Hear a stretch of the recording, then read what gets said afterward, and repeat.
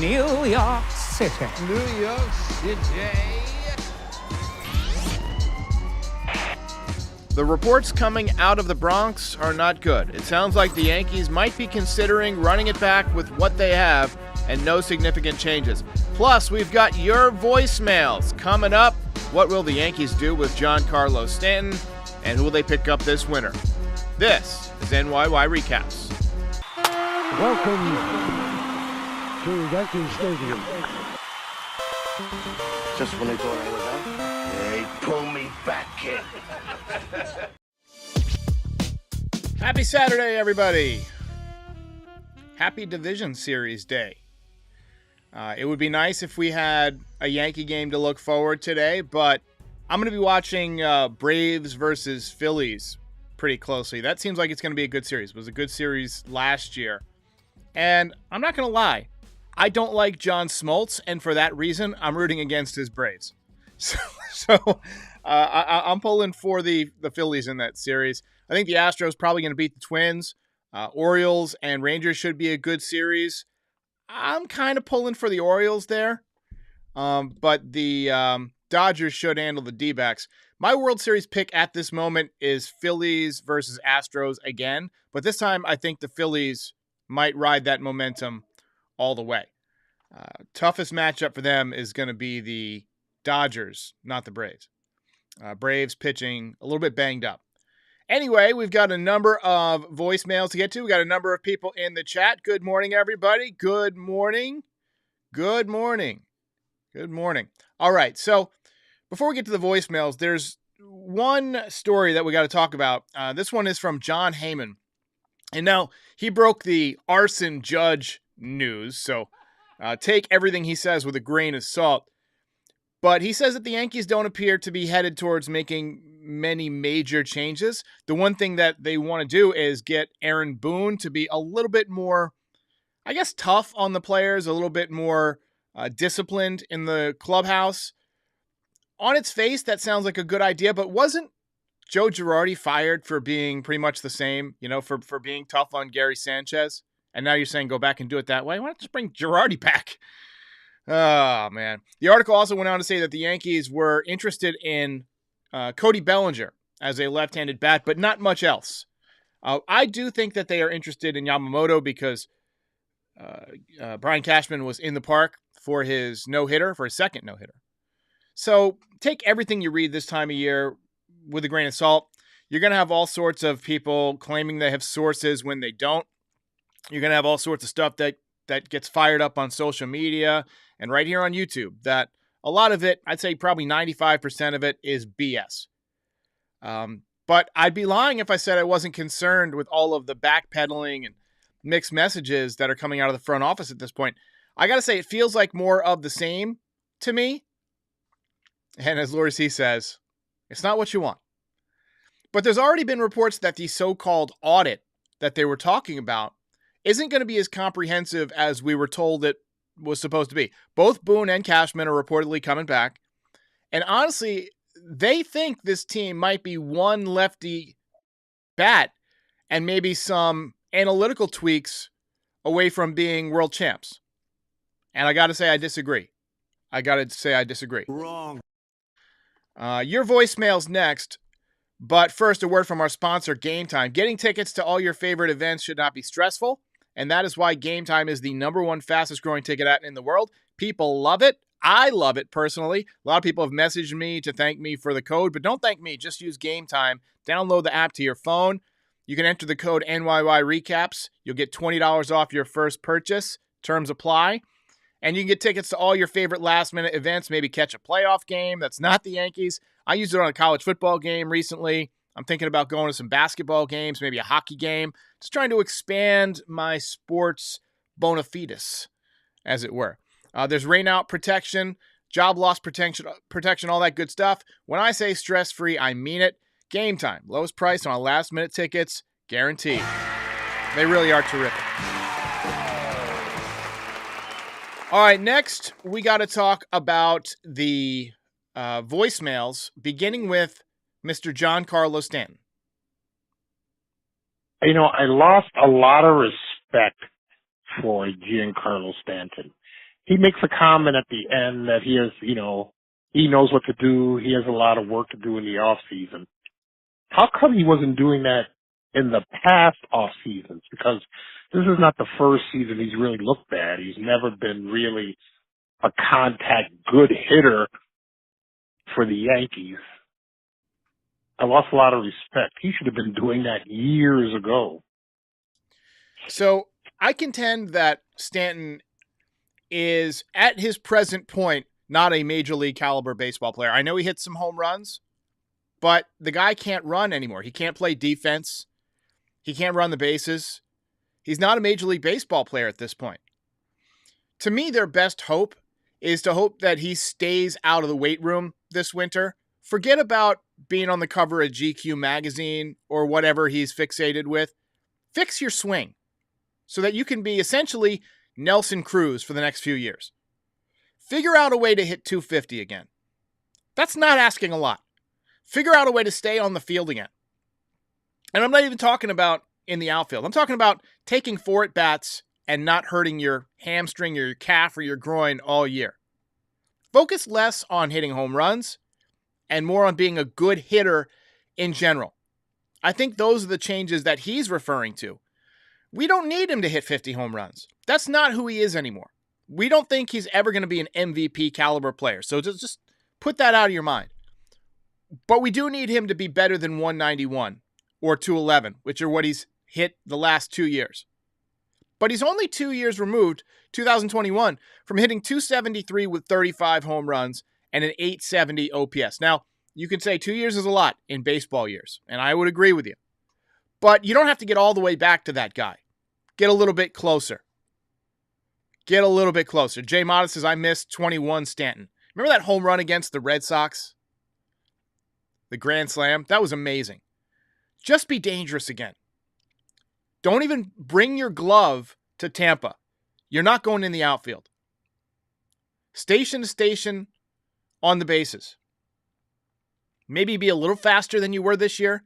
But, the guy was jogging on the bases. And I thought in theory that I would be okay with that. And I guess I'm okay with it if he's hitting. But when you're jogging on the bases and not hitting 191 with the occasional meaningless home run, we got a problem.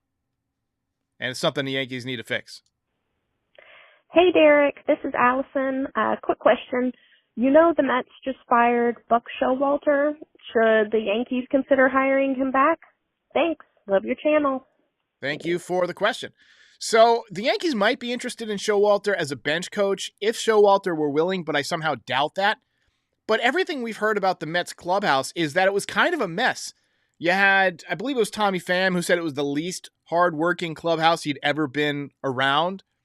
And there was apparently no discipline either, which I find odd because I've always thought of Buck Showalter as kind of a disciplinarian, as a guy who, maintains a tight ship. But apparently not. That being said, I don't think he would want to be a bench coach, and he probably won't get another managing job this offseason. There are several vacancies. Gabe Kapler, I believe, just got fired. There's some rumors that there could be a change in San Diego, Bob Melvin. So there's some things going on. But in my opinion, Buck Showalter's wealth of knowledge in the game is too valuable for him to be on the sidelines forever. He'll either be in somebody's front office or a bench coach or a third base coach, something like that at some point. I think he wants to manage, and I think he's going to hold out for a managing job, but I don't see it happening. Got a call from Chain. Hey, Derek, it's Chain. I watched your program on the grading of the young guys. For the most part, I agree. I do believe that most of them will be adequate, and a couple of them even be more than adequate Major League Baseball players, guys like that Florial and Wells, Volpe. But, all we need to do is look at Aaron Hicks. And I have every confidence in what I just said about the young guys and being adequate and more than adequate Major League ball players. But what I don't have confidence in is Yankee coaching. Because they don't, what I think I've seen, they don't take the player and let the player be themselves. They want the player to be what they want them to be and try to fit them into that mold. And all it does is, like, for instance, screw up people like Aaron Hicks. That was the great thing about Joe Girardi and Joe Torre coaching. They knew when to plug in. They knew what the player was, and they knew when to plug him in for the situation. Anyway. Shane, I appreciate it. Shane, longtime caller, makes a great point.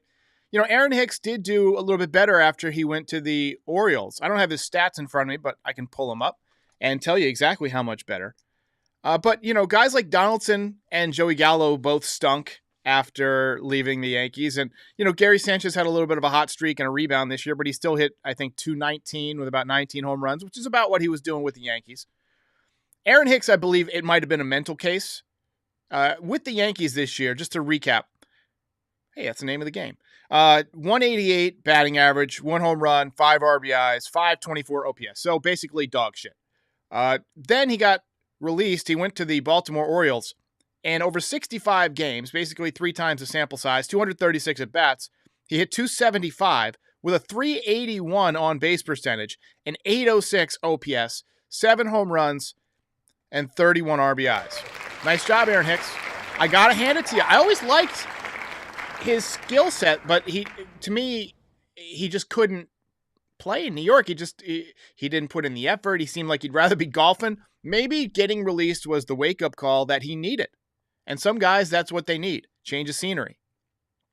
But Shane's comments about the coaching are valid. There's definitely something going on with the coaching.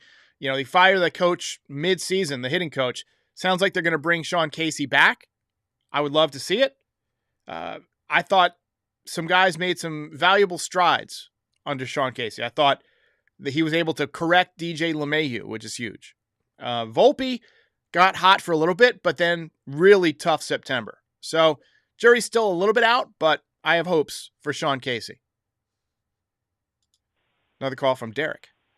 Hey, Derek. This is Derek in Ohio. Same spelling. Name twins. So this is how I would construct the team. Start in the infield. Rizzo and DJ as backup at first base. Torres, DJ, Cabrera, backup at second. Volpe, shortstop. Peraza backup. Starting third baseman, Peraza. I would not trade Peraza, not yet. There's something there.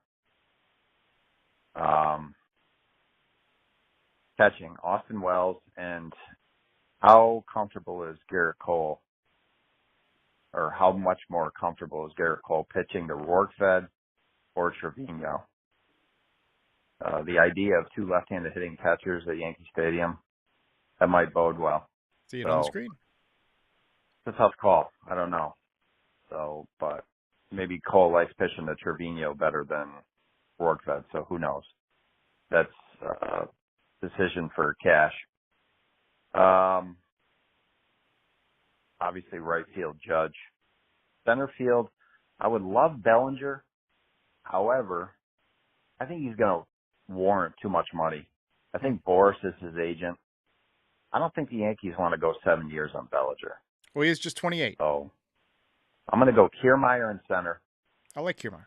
Left field, I would empty out the farm and maybe throw in Clark Schmidt and a Pereira, something like that for Juan Soto. Juan Soto. So you got Soto in left, Kiermaier in center, Judge in right. Rizzo, Torres, Volpe, Peraza, Wells. Pitching, grab the kid from Japan. Yamamoto. We should be good. Pray that Rodon has a bounce back year. If not. All right, I'm going to cut you off right there because it was a long email. But if I heard that correctly, The players you're adding are Juan Soto in left field, who's going to cost you a lot via trade. Kevin Kiermaier in center field to fill in for Dominguez and then probably becomes your fourth outfielder. And given his defensive abilities, I don't hate that. He's also a left-handed hitter. Always seems to play well in Yankee Stadium, not only offensively, but defensively. I've seen him make a lot of big plays. He's had some injury troubles over the years. He's played a lot of years in Tampa, which can be tough on the legs. So it is an injury risk. Also played in Toronto this year. But I like Kevin Kiermaier. As a defensive replacement in center field for the first couple of months until Dominguez is back, or at least, maybe 2 or 3 months, and then you slip him into the fourth outfielder role as a left-handed hitter who'll probably pick up a little bit more pop playing with the short right field porch. He's a pull hitter. I can see that working. And I can, on a 1-year deal, the Yankees could afford to give him a couple of more million than someone else would. That seems like a very Cashman type of deal. Now, Juan Soto, going to cost you a lot if they're even willing to trade him, which is no guarantee at this point. The last thing I read would be that the headliners of the deal would be, and this, I don't have a source on this. It was posted by one of the Yankees big Instagram accounts or whatever that was quoting a report from Bleacher Report. And I've been on Bleacher Report, and I know that it's just content creators like us, So take this with a grain of salt. The package going back would be headlined by number 1 prospect Spencer Jones, first-round pick, seen as a left-handed Aaron Judge, and Chase Hampton, right-handed pitcher. I've also heard that Drew Thorpe could be of interest to the Padres. Now, here's the issue with Thorpe. I know a lot of people are very high on Thorpe, but I would absolutely include him in that trade because a lot of guys dominate the minor leagues and then it doesn't translate to the major leagues. We saw that with Phil Hughes. We saw that with a number of guys. And from what I've heard about Thorpe is he's a changeup guy. Good curveball, good changeup, but the fastball is maybe like a little bit short of being a dominant major league fastball. Now, guys can improve their fastball for sure, but I'm hesitant to rely on changeup pitchers. Guys like, Chris Paddock and, Edouard Ramirez. They generally come up and get off to a very good start. The league figures out to lay off the changeup. They look for the grip on the baseball, and they just lay off of it. And then you make them throw that fastball, which is not quite as strong, and they tee off. The fact that he has a good curveball is promising. And obviously minor league pitcher of the year, so he gets some respect for his results. But if I'm not going to let Thorpe separate me from Juan Soto. So if it's Hampton, Thorpe, and Spencer Jones for Juan Soto, I'm sorry, but I think you got to make that deal. As much as I love the kids and love young pitching, I think you got to make that deal. Yankees need that left-handed bat. Hi, this is Pat from Connecticut. Just want to say, been a fan for a couple of years, and it's the first time calling. And I actually got some insider knowledge on what the Yankees are trying to do this offseason. Just kind of a quick preview, because I know Cashman.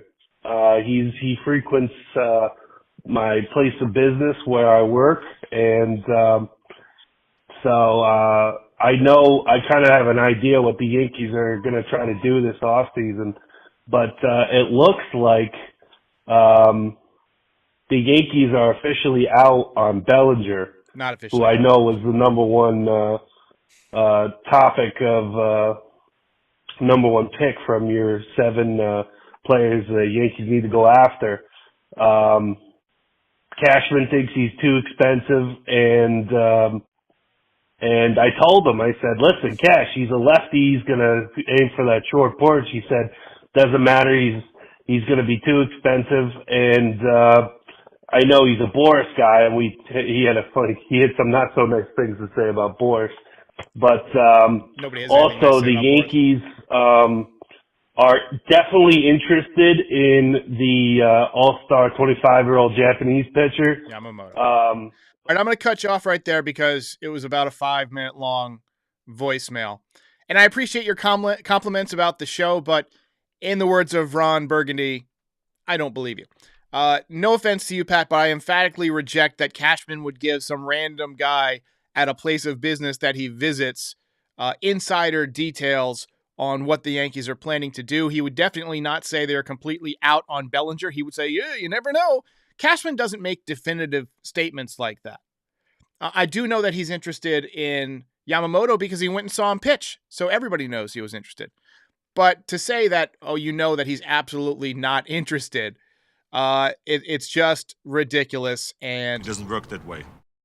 Shut up, bitch. I'm just kidding. I was just looking for an excuse to use that sound effect. But I appreciate your compliments about the call. But please, next time that Cashman visits you in your dreams, you don't need to call in about it. All right, so next one we got here.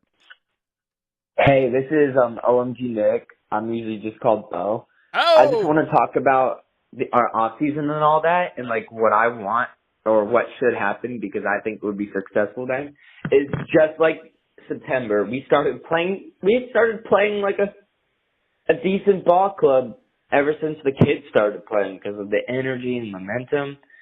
We've actually put up a better offense than we have in like before and a little bit after All-Star break. I think, I'm not sure, but I don't want one of those big off-season additions because I just don't want him to fail. Like, I don't want to waste all that money on a guy who's just not going to produce anything because it failed for us multiple times. I'd rather have much more fun watching kids play their heart out with the sport. Like, all right, I appreciate that. Going to cut you off again. Long email. Or long voicemail rather. I hear you that the kids definitely looked good in September. But the stats don't justify the excitement. I mean, pretty much all of them hit under 250. We saw a little bit of pop from Austin Wells. We saw Florial kind of adjust a little bit, but he still didn't put up huge numbers. I don't think you need to be afraid of the Yankees wasting money. First of all, it's not your money. I mean, just the money that you contribute via, tickets or watching the games or advertising, or whatever it is, like supporting their ads. But the Yankees shouldn't be afraid to fail. That's not what the Yankees are about. We're supposed to be aggressive. And I don't like the idea of not getting better players because we're afraid that they're going to fail. Last one. This is Manny Banks. I want to talk about the season. I know we had a bad season, filled with injuries or whatever.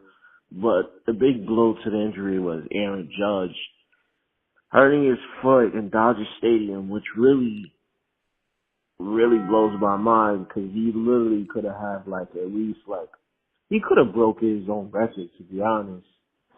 But overall, the season was a disaster. Rendon sucks. Oh my God, get rid of him. Please get rid of him.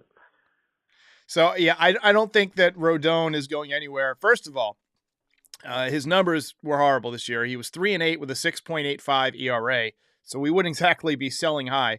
He gave up 15 home runs in 14 games after giving up 12 home runs in 31 games last year. That's what the kids would call an epic fail. Judge really could have had back-to-back 60 home run seasons. I agree with you there. I'm hoping that the toe heals up this winter and that he can have another monster year next year because we're going to need it. And as far as Rodon goes, the only thing that we can hope for is that he learns how to pitch with diminished physical capabilities, just like Giancarlo needs to learn how to play with diminished physical capabilities. Game over, man. It's game over. I gotta get out of here.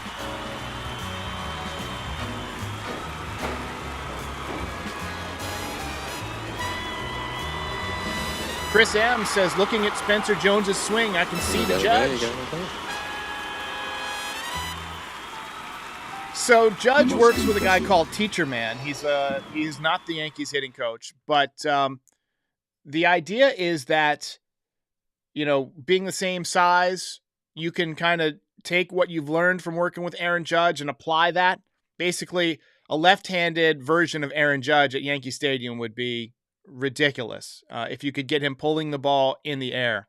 So that's what they're going to work on. If you have to move him for Soto, though, I think you do, because as is the case with all young players, until they make it, they're just prospects. They're suspects, in fact. And Soto's the real thing. So we're about to find out. I'm going to do another show midweek. Keep those voicemails coming. We'll do another voicemail show on Saturday, next Saturday at 11 a.m. Same bat time, same bat channel. Until then, I'll see you next time. Ball game over.